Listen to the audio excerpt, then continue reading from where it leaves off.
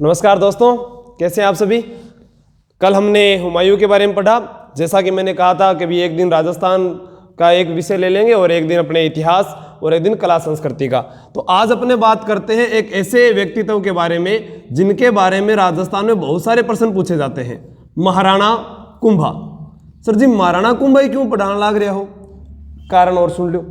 मैंने महाराणा प्रताप, राणा सांगा और राणा लाखा तक के वीडियो पूरा गुहिल वंश उसके 2 पार्ट डाल रखे हैं। तो आप पहले वहां जाकर उनको देखिए, फिर आप वहां पर अपनी प्रतिक्रिया दीजिए कि उनमें और अगर सुधार करने की जरूरत है या आपको लगे कि वो मैटर कम है तो और अच्छे से और पढ़ा दिया जाएगा। आज अपने सामने लिखा हुआ है महाराणा कुंभा, और मैं एक ही बात बोलता हूं, अगर आपने 5 मिनट तक देखा वीडियो तो फिर तो थे पूरा देख ही लोगा। ठीक है, अगर मैं कहूं कि इसको इस प्रकार से बना दिया जाए तो महाराणा कुंभा याद है। चाहे उसने कहीं से भी कोचिंग की हो, कहीं से भी पढ़ा हो, अगर वो व्यक्ति इतना बना लेता है, इस डायग्राम को बना लेता है तो महाराणा कुंभा की है याद है। और 33 दूना 68 हुआ है, इतो भी न ध्यान रखना है। 33 दूना कितना हुआ है? 68। 33 दूना 68 होते हैं। कितने होते हैं? 68 होते हैं। यानी 1433 से 68 का काल है, वो किसका काल है? महाराणा कुंभा का काल है। अब देखो गुरु जी 33 दूना तो 66 हुआ है। देखो पढ़ाई करनी है तो हमको यहाँ पर गणित की आवश्यकता नहीं है। कुंभा की माता जिसका नाम था सौभाग्य देवी, माता का नाम क्या है? सौभाग्य देवी। कुंभा की माता का नाम सौभाग्य देवी है और पिता का नाम राणा मोकल है। राणा मोकल है। कुंभा को बहुत सारी उपाधियां प्राप्त थी। एक बार जरा गौर कीजिएगा।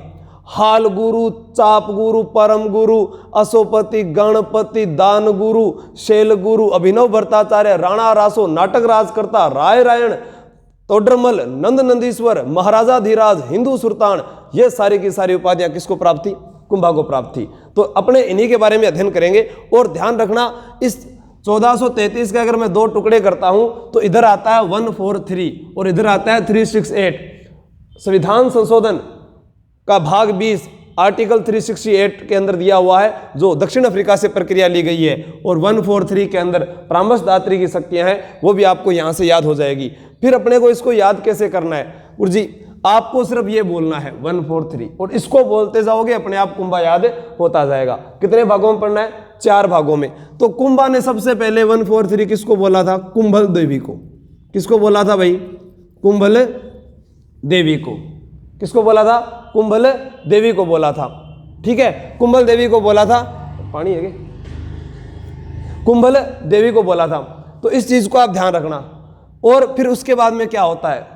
तुम्ही पर मरता है ये दिल, अदावत क्यों नहीं करता? तुम्ही पर मरता है ये दिल, अदावत क्यों नहीं करता? कई जन्मों से बंदी है, बगावत क्यों नहीं करता? कई जन्मों से बंदी है, बगावत क्यों नहीं करता? कभी तुमसे थी जो शिकायत, आज जमाने से है।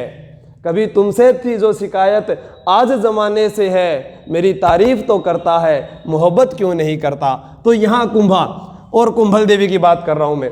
कुंभल देवी कुंभा नाराज होगी। इन्हें बोला कि तू मेरी फिक्र तो करता है लेकिन प्यार नहीं करता। यानी पायल में घुंघरू तो है पर झनकार नहीं है। कुंभा ने कहा, भाग्यवान के बात है, मैं अपनी उल्फत की कहानी को आगे बढ़ा दूंगा, अगर तू गुस्सा भी करेगी तो मैं मुस्कुरा दूंगा। अब तुम ही बताओ, एक तरफा मोहब्बत में मजा ही क्या है यारों? अगर ये कभी खाना बनाए, ये कभी बर्तन मांजेगी तो कुंभा खाना बना देगा। तो इसने कहा कि खानो खुनो कौन बनाओ, मेरी याद में तो एक दुर्ग बना दे। तो यहां अपने पढ़ेंगे कुंभलगढ़ दुर्ग के बारे में। किसके बारे में पढ़ेंगे? कुंभलगढ़ दुर्ग के बारे में। अब अपने शेरो शायरी को छोड़ते हैं, वीडियो को आप शेयर कर दीजिए और इसको याद करते हैं कैसे। पहला पार्ट जिसमें हमने ये पढ़ा कि कुंभा के पिता का नाम राणा मोकल था, माता का नाम सौभाग्य देवी, पत्नी का नाम उसका कुंभल देवी था। तो यहां अपने को 4 भाग पढ़ने हैं, उसको देखो कैसे याद करते हैं। यहां पढ़ना है उपाधियां। क्या पढ़नी है? उपाधियां, जो मैं बोल कर गया हूं। हाल गुरु, दान गुरु, चाप गुरु, परम गुरु, शैल गुरु, अशोपति, गणपति, नरपति, अभिनव भट्टाचार्य, राय रायण, अभिनव भट्टाचार्य, राय रायण, तोडरमल, हिंदू सुल्तान, महाराजा धीराज, ठीक है, नाटक राजकर्ता, ये सारी की सारी उपाधियां यहां पढ़ेंगे। दूसरा पार्ट है, यहां पढ़ना है युद्ध व संधि। युद्ध व संधि। गुरु जी ओ किया याद करा? बहुत सो को याद करो। कुंभा ने पहली बार 143 बोल दिया था महमूद खिलजी को। महमूद खिलजी को बोल दिया था 143, और महमूद खिलजी कौन सो है? प्रथम। यानी 4 और 3 कितना हुआ? 7। 1437 में सारंगपुर का युद्ध हुआ था और उसके अंदर पराजित हो गया। उससे पहले सहसमल देवड़ा को हराया था इसने और माउंट आबू और सिरोही के जो क्षेत्र थे उस पर अधिकार किया था। फिर गुरुजी फिर 143 बोला भारमली ने, 4 3 7 और 1 8, यानी भारमली ने 143 किसको बोल दिया था? रणमल को बोल दिया था। तो अभी तो ये तो फिल्म का ट्रेलर है, पूरी फिल्म अभी देखते हैं। देखो एक एक चीज को पढ़ते हैं। यहां पढ़ना है हमको निर्माण, क्या पढ़ना है? निर्माण। और यहां पढ़ना है साहित्य एवं दरबार, साहित्य व दरबार। गुरुजी साहित्य व दरबार में क्या पढ़ना? बहुत सारी बातें हैं। कुंभा के द्वारा रचित ग्रंथ, संगीत सार, संगीत मीमांसा, सूड प्रबंध, सुधा प्रबंध, या जयदेव की जो गीत गोविंद पर इसने टीका लिखी थी रसिक प्रिया, या एकलिंग महात्म्य का पहला भाग राजवर्णन, संगीत राज 5 भागों में है। पाठ्य रतन कोश, गीत रतन कोश, पाठ्य रतन कोश, गीत रतन कोश, रस रतन कोश, यहाँ पर संगीत रतन कोश और नृत्य रतन कोश, बहुत सारी बातें उनको पढ़ेंगे। देखो तो आप वीडियो को शेयर कर दीजिए। आपने कहीं से भी तैयारी की हो, आज आपको बहुत अच्छा वीडियो मिलने वाला है। महाराणा कुंभा के बारे में संपूर्ण जानकारी मैं आपको लगभग दे दूंगा, जो कि प्रतियोगी परीक्षा की दृष्टि से बहुत जरूरी है। यहाँ को नहीं कई बैठे है कि मान दो गुरु जी ज्ञान दो, ज्ञान की जरूरत को नहीं, अपन पेपर पास करना है। तो इसलिए प्रतियोगी परीक्षा को आधार बनाकर तैयारी कीजिए, ना कि अपने ज्ञान को आधार बनाकर। तो पहला भाग था जिसमें थी उपाधियां। क्या थी भाई? उपाधियां।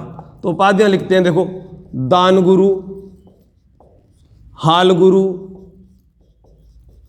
छाप गुरु, शैल गुरु, चाप गुरु। नोट करते रहो आप। हाल गुरु, दान गुरु, शैल गुरु, चाप गुरु, परम गुरु। बार बार प्रयास करोगे याद हो जाएगी। परम गुरु, राजगुरु, नाटक राजकर्ता, नाटक राजकर्ता, प्रजापालक, प्रजापालक, राय रायण, राय रायण, अभिनव भट्टाचार्य, अभिनव भट्टाचार्य, महाराजा धीराज, महाराजा धीराज, टोडरमल। अब कोई कैसे कुछ टोडरमल, अरे वो टोडरमल अकबर के दरबार में था, ये टोडरमल है। क्या है? टोडरमल। हिंदू सुल्तान, हिंदू सुल्तान। इसके अलावा इधर लिख देता हूं अशोपति, गजपति, नरपति। ठीक है। अब देखो यहां मुख्य है गिरि दुर्गों का स्वामी, गिरि दुर्गों का स्वामी, क्योंकि राजस्थान में प्रश्न पूछा गया कला व स्थापत्य कला का जनक किसे कहा जाता है? महाराणा कुंभा को कहा जाता है। छाप गुरु, छापामार युद्धपत्ति में निपुण, छापामार युद्धपत्ति के कारण। शैल गुरु, पर्वतों का स्वामी, पर्वतों का स्वामी। चाप गुरु, धनुर्विद्या के कारण, धनुर्विद्या के कारण। अभिनव भट्टाचार्य, अभिनव भट्टाचार्य और टोडरमल। देखो आपसे प्रश्न एक और पूछा जाएगा जो मुख्य है, वो यहां पर और बताता हूं मैं आपको। राणा रासो दिख रहा है क्या यहां पर? राणा रासो, राणा रासो से आता है कि विद्वानों का आश्रयदाता, विद्वानों का आश्रयदाता, विद्वानों का आश्रयदाता। और एक यहां और लिख लेना नंद नंदीश्वर, नंद नंदीश्वर शैव धर्म का उपासक, शैव धर्म का उपासक, शैव धर्म का उपासक। कहीं आप ऐसा मत सोच लेना कि आशु जी के ट्रिक तो ट्रिक ही है, इसके पास और कुछ नहीं होगा। आपको गहन अध्ययन तक भी पूरा करवाया जाएगा। ट्रिक तो वो क्या है कि एक आसान बनाने के लिए है। जैसे कुंभा को मैंने 4 भागों में बांट दिया, ये ट्रिक है। अब उसके बारे में पूरी डिटेल से जानकारी ले लेते हैं। परम गुरु, परम गुरु का अर्थ है राजाओं में श्रेष्ठ, राजाओं में श्रेष्ठ। नाटक राजकर्ता, कुंभा ने 4 नाटक लिखे थे, 4 नाटक लिखे थे। प्रज्ञापालक आपको पता ही है, महाराजा धीराज होता है राजाओं का राजा, राजाओं का राजा, राजाओं का भी राजा। हिंदू सुल्तान का मतलब है मुस्लिम शासकों पर विजय पाने वाला, मुस्लिम शासकों पर विजय पाने वाला। और यहां राणा रासो हो गया। टोडरमल का मतलब है संगीत की तीनों कलाओं में निपुण, संगीत की तीनों कलाओं में निपुण। और यहां अभिनव भट्टाचार्य का है संगीत का विद्वान, संगीत का विद्वान, ठीक है। इसको वीणा का भी बहुत ज्यादा शौक था। वीणा समुद्रगुप्त, औरंगजेब, कुंभा तीनों ही वीणा वादक रहे हैं। वीणा में लगभग 4 तार होते हैं, ठीक है। राजगुरु राजनीति के कारण, राजनीति के कारण। दान गुरु दानशीलता के कारण, दानशीलता के कारण। तो आप इसका क्या है कि एक स्क्रीनशॉट ले लीजिए ताकि ये आपको याद रहे। एक साथ सारी जानकारी मैंने आपको यहां पर बताई है। एक बार फिर रिपीट कर देता हूं। कुंभा को हाल गुरु, दान गुरु, चाप गुरु, परम गुरु, अशोपति, गणपति, नरपति, सेल गुरु, परम गुरु, अभिनव भट्टाचार्य, राणा रासो, तोडरमल, नंद नंदीश्वर, महाराजा धीराज, हिंदू सुल्तान, प्रज्ञापालक, राय रायण, नाटक राजकर्ता आदि की उपाधियों से सुशोभित किया गया था, ठीक है। कुंभा ने राजस्थान में 84 गिरिदुर्गों में से 32 गिरिदुर्ग बनवाए थे। इसे राजस्थान में गिरिदुर्गों का स्वामी होने के कारण हाल गुरु की उपाधि प्रदान की गई थी, ठीक है। कुंभा ने 84 वीर विनोद के रचयिता कवि राजा श्यामल दास के अनुसार 84 गिरिदुर्गों में से 32 गिरिदुर्ग किसने बनवाए? कुंभा ने। तो पहला भाग पूरा हो गया। अब दूसरा पढ़ते हैं युद्ध व संधि। युद्ध व संधि क्रम से चलेंगे अपने, इसको याद करना। देखो युद्ध व संधि, पहले इसने सहसमल देवड़ा को हराया। सहसमल देवड़ा या शेषमल देवड़ा जिसे बोलते हैं, शेषमल देवड़ा को हरा दिया। और किस पर अधिकार कर लिया भाई? आबू यानी सिरोही पर, ठीक है। तो शेषमल देवड़ा को पराजित कर दिया। अब अपने को याद क्या करना? सिर्फ एक ही चीज, कुंभा ने सबसे पहले 143 जाकर बोला, 143 जाकर बोला था सारंगपुर का युद्ध। 4 3 7 व 7 की ध्वनियों सारंगपुर का युद्ध, सारंगपुर का युद्ध। सारंगपुर का युद्ध जो हुआ, इसमें आप 2 व्यक्ति इधर लिख लीजिए। एक तरफ महाराणा कुंभा, एक तरफ कुंभा हो गया, और इधर महमूद खिलजी। महमूद खिलजी जो है ये प्रथम, ये हार गया और कुंभा जीत गया, क्योंकि के बोल दियो हो 143 बड़ा बड़ा हार जो है। इस चीज को ध्यान रखियो कि पहली बार महमूद खिलजी को कौन से युद्ध में हराया? 1437 के सारंगपुर के युद्ध में हराया। और इस युद्ध में जीतने के बाद ही कुंभा ने बनवाया था विजय स्तंभ। और विजय स्तंभ का जो निर्माण हुआ है वो 1440 से 48 के मध्य हुआ है। इसका वीडियो में मैंने चित्तौड़गढ़ बारे में पूरी जानकारी दे रखी है। और इससे पहले कुंभा का जो वीडियो बनाया हुआ है उसमें भी मैंने कुंभलगढ़ और चित्तौड़गढ़ के विजय स्तंभ के बारे में बताया है, तो आप उसको भी जरूर देख लेना, ताकि उन चीज़ों को मैं यहाँ कम कर दूंगा। महमूद खिलजी, महमूद खिलजी पर आक्रमण किया, इसके 2 कारण थे। क्योंकि महमूद खिलजी ने मालवा के होशांग शाह की मृत्यु के बाद, होशांग शाह की मृत्यु के बाद जो उसका पुत्र था उमर खां, उसको गद्दी से हटा दिया। एक कारण तो ये हो गया। दूसरा कारण गुरुजी, इसने एचका व महपा पंवार को शरण दी थी, महपा पंवार को शरण दी थी, ये उसका दूसरा कारण हो गया। इस कारण कुंभा ने यहां पर आक्रमण किया और सारंगपुर के युद्ध में विजय प्राप्त की। यही महमूद खिलजी फिर चला जाता है झालावाड़, जिसने वहां पर जो पालन हंसी था यानी अचलदास खिंची का पुत्र था, जो कुंभा का भांजा लगता था पालन सिंह, उसके ऊपर आक्रमण करता है। 1444 में झालावाड़ का गागरोन के अंदर दूसरा शाखा होता है, गागरोन दुर्ग। तो वो गागरोन दुर्ग में पढ़ेंगे, लेकिन आपको बता देता हूं याद कैसे करना है। सबसे पहले अपने जैसे राजस्थान का यहाँ छोटा सा मैं आपको मैप बना के बता रहा हूं, इसको ध्यान से देख लेना आप, ठीक है। अपने यहाँ से स्टार्ट करते हैं। पहला जिला कौन सा आता है? गंगानगर आता है।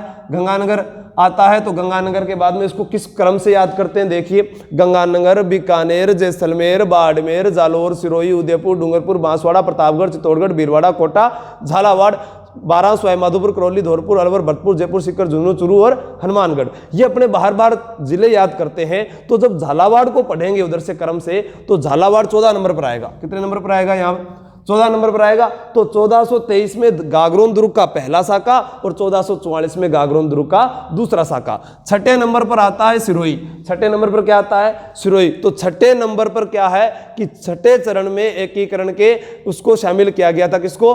ध्यान रखना है इस बात को।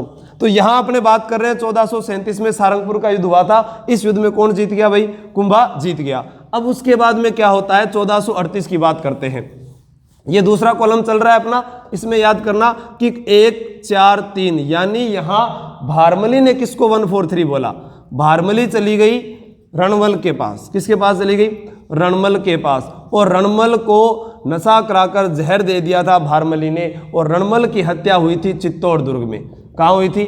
चित्तौड़गढ़ दुर्ग में हुई थी। रणमल की हत्या भारमली ने की थी। तो 4, 3, 7 और 1, 8, 1438 में। तो ये भी आपको कॉम्बो याद रहेगा कि 143 के साथ भारमली, ठीक है, उधर बात कंप्लीट हो गई।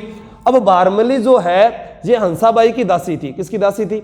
हंसाबाई की। और इस प्रथा को बोलते थे डाबरिया प्रथा, यानी बेटी के विवाह पर जो अविवाहित कन्याएं भेजी जाती थी राजपूतों में, उसको डाबरिया प्रथा बोलते थे। और भारमली ने कुंभा के कहने पर रणमल को जहर दिया। किंगे कहने पर दियो? रणमल ने जहर कुंभा के कहने पर, क्योंकि रणमल ने हत्या किसकी की थी? राघव देव सिसोदिया की। गुरुजी राघव देव सिसोदिया कौन? मेवाड़ के विषम पितामह कुंवर चुंडा के भाई थे। कुंवर चुंडा के भाई थे और उनकी हत्या रणमल ने कर दी थी। इस कारण कुंभा ने रणमल की हत्या भारमली के हाथों करवा दी। तब एक डोम था यानी नगाड़ची, उसने कहा भी था, और जोधा भाग सके तो भाग जा, थारो रणमल मारियो जाए। और फिर वहां से जोधा भागता है और बीकानेर के काहुनी गांव में जाकर शरण लेता है। उसके बाद में हड़बू जी के पास जाता है और हड़बू जी से आशीर्वाद लेता है, और आशीर्वाद लेने के बाद में वो मारवाड़ पर आता है। फिर हंसाबाई की मध्यस्थता के कारण एक संधि होती है जिसको बोलते हैं आवड़ बावड़ की संधि। अब हम उसी के बारे में जिक्र करते हैं। देखिए, वीडियो को शेयर कर दो आप सभी को, और पूरा वीडियो आप अगर देखते हो तो लास्ट तक जो प्रश्न पूछे जाते हैं उनके जवाब भी दिया करो। अब यहां फिर 143 बोल दिया। क्या बोल दिया भाई? 143। अब की बार किसने बोल दिया? श्रृंगारी देवी ने बोल दिया 143। किसको? रायमल को। गुरुजी श्रृंगारी देवी कौन ही? श्रृंगारी देवी का पापा का नाम हो जोधा, पिताजी का नाम क्या था? राव जोधा। और रायमल के पापा का नाम क्या था? महाराणा कुंभा। महाराणा कुंभा। तो यहां जोधा की पुत्री श्रृंगारी देवी का विवाह किसके साथ हो गया? रायमल के साथ। तो श्रृंगारी देवी ने किसको भाई बोला 143? रायमल को। तो पूछा गुरुजी कद हो ब्याह? देखो 1 और 4 कितना हुआ? 5 हुआ। तो 1453 में कौन सी संधि हुई? आवड़ बावड़ की संधि। आवड़ बावड़ की संधि। आवड़ बावड़ की संधि हुई। कौन सी संधि हुई? आवड़ बावड़ की संधि हुई 1453 ईस्वी में। आवड़ में भी 3 दिखाई देता है, तो आपको याद रखना सन 53 ही होगा। 54, 55 कुछ भी 52 भी नहीं हो सकता। उसके बाद बात करें, ये आवड़ बावड़ की संधि जोधा और कुंभा के मध्य हुई। इसी संधि के तहत जोधा ने अपनी बेटी का विवाह किसके साथ किया? रायमल के साथ। और श्रृंगारी देवी ने बनाई थी घोसुंडी बावड़ी। कौन सी बावड़ी? घोसुंडी बावड़ी बनवाई थी। और घोसुंडी बावड़ी से राजस्थान में सबसे पहले वैष्णव धर्म की जानकारी मिलती है।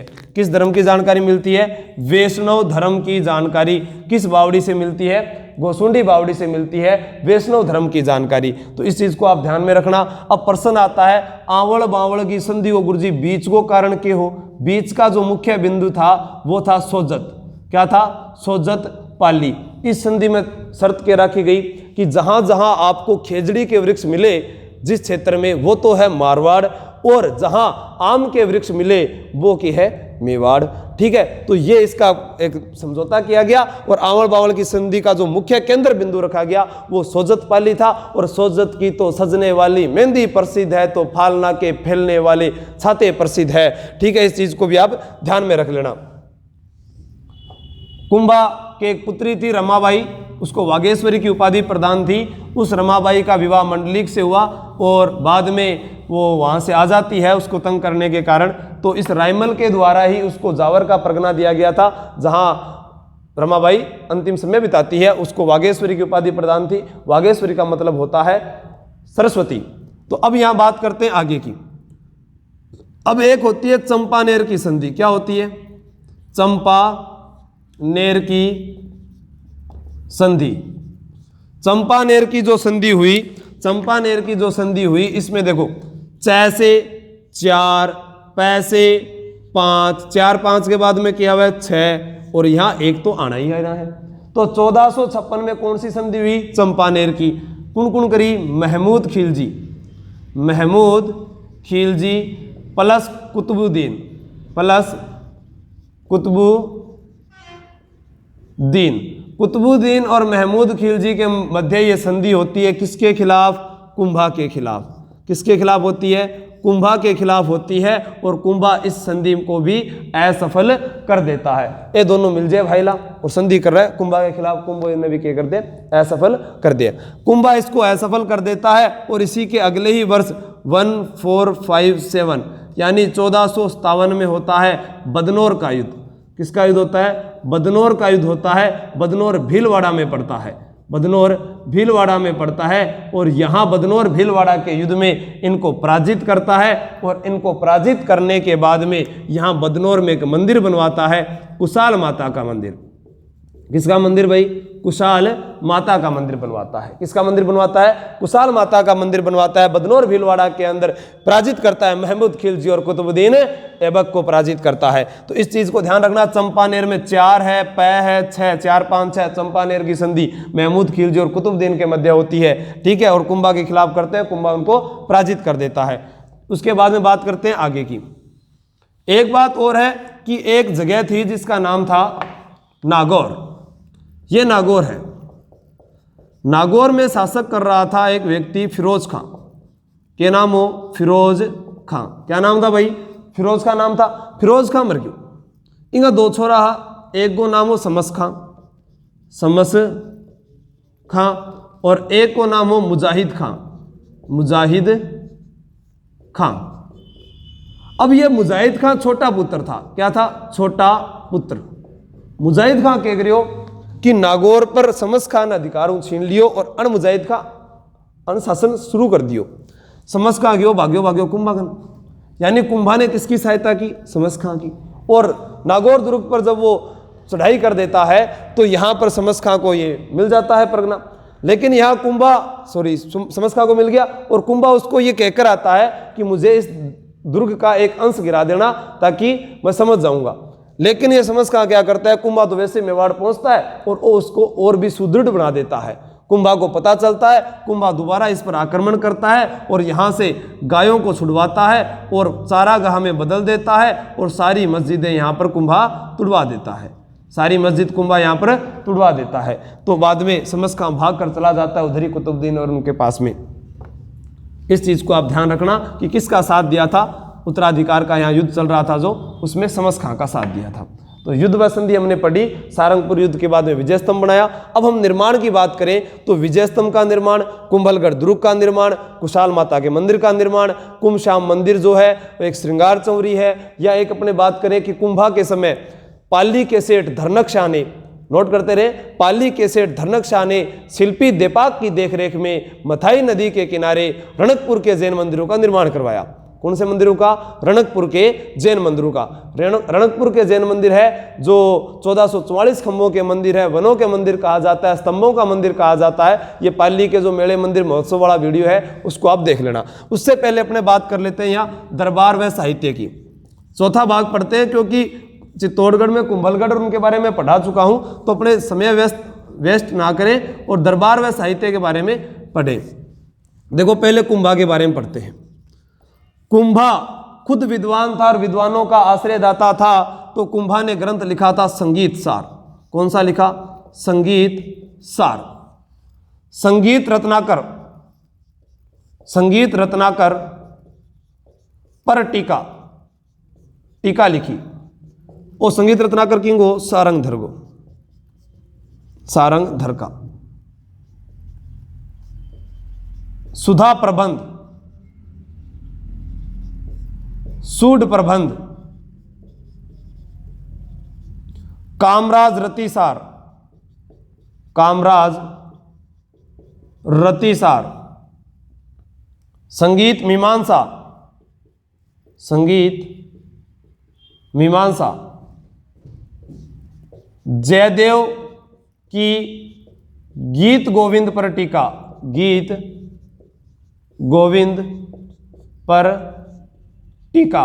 जयदेव की गीत गोविंद पर टीका लिखी थी, और जयदेव की गीत गोविंद पर जो टीका लिखी थी उसका नाम था रसिक प्रिया, रसिक प्रिया, ठीक है, रसिक प्रिया। संगीत सार कितने भागों में है? 5 भागों में है। सबसे अच्छा ग्रंथ कौन सा है? संगीत सार नहीं है, सॉरी संगीत राज है, संगीत सार नहीं है, संगीत राज है। ये संगीत राज, सबसे अच्छा ग्रंथ कौन सा है? संगीत। जो राज करता है वो अच्छा होता है, जो राज करता है वो अच्छा होता है। ये 5 भागों में है, क्योंकि अक्षर गिन लो 1 2 3 4 5, कितने अक्षर है? 5 अक्षर है। उसके अलावा मैं आपको यहाँ बता देता हूँ, संगीत राज है जो 5 भागों में है। ठीक है, अब यहाँ बात कर रहे हैं अपने 5 भाग कौन कौन से हैं, उनके बारे में पढ़ें। देखो, नृत्य रतन कोश, पाठ्य रतन कोश, पाठ्य रतन कोश, नृत्य रतन कोश 1 2, तीसरा गीत रतन कोश,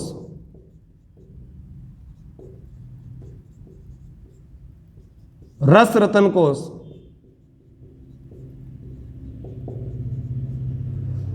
नृत्य करेंगे तो गीत गाएंगे, गीत गाएंगे तो संगीत होगा, संगीत रतन कोश। तो ये आप 5 भाग इसके बांटे हैं हमने। तो इसके ग्रंथों के बारे में बात करें, संगीत राज, संगीत सार, संगीत मीमांसा, सूड प्रबंध, सुधा प्रबंध, जयदेव की गीत गोविंद पर टीका, और इसने चंडी स्तक की भी व्याख्या की थी, चंडी स्तक की भी व्याख्या की थी। कामराज रतिसार 7 भागों में, अच्छा तो लेकिन संगीत राज ही है, अच्छा तो लेकिन संगीत राज ही है। और उसके बाद में अपने और बात करते हैं कुंभा के दरबारी कवियों के बारे में, कुंभा के दरबारी कवियों के बारे में बात करते हैं। कुंभा का दरबारी कवि, दरबारी कवि, कवि था कान्ह व्यास। कौन था? कान्ह व्यास। कैसे? कान्ह व्यास। और कान्ह व्यास ने लिखा था एकलिंग महात्म्य, एकलिंग महात्म्य ग्रंथ की रचना कान्ह व्यास ने की, लेकिन इसका पहला भाग राजवर्णन कुंभा ने लिखा है। राजवर्णन किसने लिखा है भाई? कुंभा ने लिखा है। ये बात भी आप ध्यान रखना, ये कुंभा का द्वारा लिखा गया है, राजवर्णन कुंभा के द्वारा लिखा गया है। कुंभा ने, आप कमेंट करके बताएं, कुंभा ने वीर राजा अपने ग्रंथ रसिक प्रिया में किस शासक को कहा है? ये आप कमेंट करके बताएं। मन तो ध्यान है लेकिन थे बताओ। ठीक है, कान्ह व्यास इसका दरबारी कवि था, तो सारंग व्यास, सारंग व्यास, से सारंग व्यास इसका संगीत गुरु था, संगीत गुरु था। सारंग व्यास क्या था? संगीत गुरु था सारंग व्यास। ठीक है, और चित्र बनाता था हीरो की तरह, चित्र बनाता था हीरो की तरह, तो चित्रकला गुरु था हीरानंद, चित्रकला गुरु था हीरानंद। चित्रकला गुरु हीरानंद था जिसने मेवाड़ चित्रकला शैली का सबसे बड़ा ग्रंथ लिखा है सुपास नाहचर्यम, सुपास नाहचर्यम। और सुपास नाहचर्यम 1423 ईस्वी में राणा मोकल के समय का है, राणा मोकल के समय का है। श्रावक प्रतिक्रमण सूत्र चूर्णी तेज सिंह के समय 1260 ईस्वी का पहला ग्रंथ है, और ये सुपास नाहचर्यम है जो मेवाड़ का सबसे बड़ा ग्रंथ है। अब बात करें, कुंभा का एक शिल्पी था जो कुंभलगढ़ दुर्ग बनाता है, मंडन। मंडन ने लिखा है रूप मंडन, रूप मंडन, प्रासाद मंडन, वास्तु मंडन, वास्तु मंडन, रूप मंडन, प्रासाद मंडन, देव मूर्ति प्रकरण, देव मूर्ति प्रकरण। ठीक है, देव मूर्ति प्रकरण, राजवल्लभ, राजवल्लभ। एक आता है सगुन मंडन, सगुन मंडन, एक वेद्य मंडन, वेद्य मंडन। ये सारे के सारे किसके लिखे हुए? मंडन के। मंडन के पुत्र का नाम था गोविंद, गोविंद ने लिखा है कलानिधि,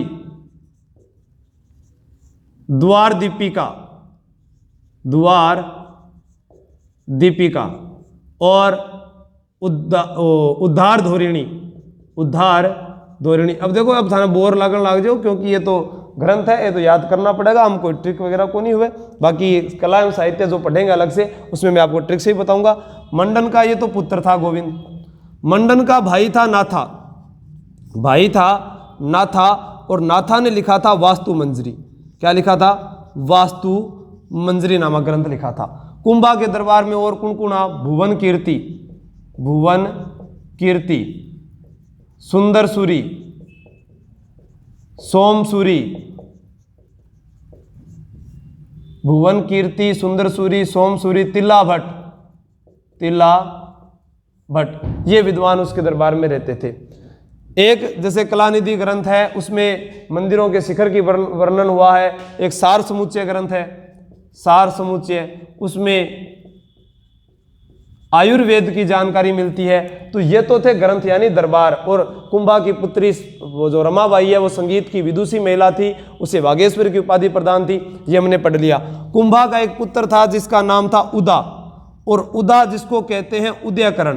कुंभा को अंतिम समय में अनुमाद रोग हो गया था, अनुमाद रोग हो गया था, और कुंभा बहकी बहकी बातें किया करता था। तो बाद में इस उदा ने मामदेव कुंड के पास, मामदेव कुंड के पास कुंभा के पुत्र उदा ने अपने पिता की हत्या कर दी। एक दिन आयो पापा गन के, हेलो पापा किया हो, और पापा ने मार दियो। तो ये बात कौन, ये मारने वाला व्यक्ति कौन है? उदा। तो इसको मेवाड़ का पितरहंता बोलते हैं, मेवाड़ का पितरहंता, यानी पिता को मारने वाला मेवाड़ में कौन था? उदा था। और बाद में ऐसा कार्य किया, घृणित कार्य, तो इसी पर बिजलियां पड़ जाती है और उदा की भी मृत्यु हो जाती है। उसके बाद में जो इसका बेटा था रायमल, रायमल के बाद में पुत्रों के बारे में पढ़ते हैं कि उसमें पृथ्वीराज, सिसोदिया, जयमल, राणा सांगा, तो वो वीडियो डाला हुआ है, आप उस वीडियो को सर्च करें और उसको देखें, और उसके बाद में आप बताएं कि वो वीडियो कैसा रहा। अगर आपको उसमें साफ दिखाई नहीं दे रहा है, आवाज़ नहीं आ रही है, तो आप कमेंट करके ज़रूर बताएं। हमने कुंभा के बारे में यहाँ तक सारी जानकारी हासिल कर ली। अब थे को गुरु जी कुंभलगढ़ दुर्ग तो बताए को नहीं। कुंभलगढ़ दुर्ग का निर्माण कुंभा ने कुंभल देवी की याद में करवाया था। शिल्पी मंडन की देखरेख में हाथीनाल दर्रे पर बनाया गया है किला, 36 किलोमीटर इसकी दीवार है, और इस पर 3-4 घोड़े एक साथ दौड़ सकते हैं। अबुल फजल ने कहा था नीचे से ऊपर देखने पर सिर पर रखी पगड़ी गिर जाती है। कर्नल जेम्स टोड ने एट्रुस्कन दुर्ग की संज्ञा दी थी। मेवाड़ की शरणस्थली कहा जाता है, मईचंद्रपुर दुर्ग कहा जाता है, इसको मेवाड़ शासकों की शरणस्थली कहा जाता है। यहाँ कुंभलगढ़ दुर्ग में ही महाराणा प्रताप का जन्म हुआ था, उदय सिंह का राज्याभिषेक हुआ था, पृथ्वीराज सिसोदिया की छतरी बनी हुई है। यहाँ पर प्रजामंडल आंदोलन के दौरान माणिक्यलाल वर्मा को नजरबंद किया गया था। ये सारी इस दुर्ग की बातें हैं। यहाँ पर लक्ष्मी नारायण मंदिर है, 5 प्रवेश द्वार है, ओरठ पोल है, हल्ला पोल है, हनुमान पोल है, विजय पोल है, राम पोल है, जय हिंद, गणेश मंदिर, लक्ष्मी नारायण मंदिर, पितलिया शाह मंदिर, ठीक है, झाली रानी का मालिया महल कुंड है, उनके बारे में बात करते हैं। धन्यवाद।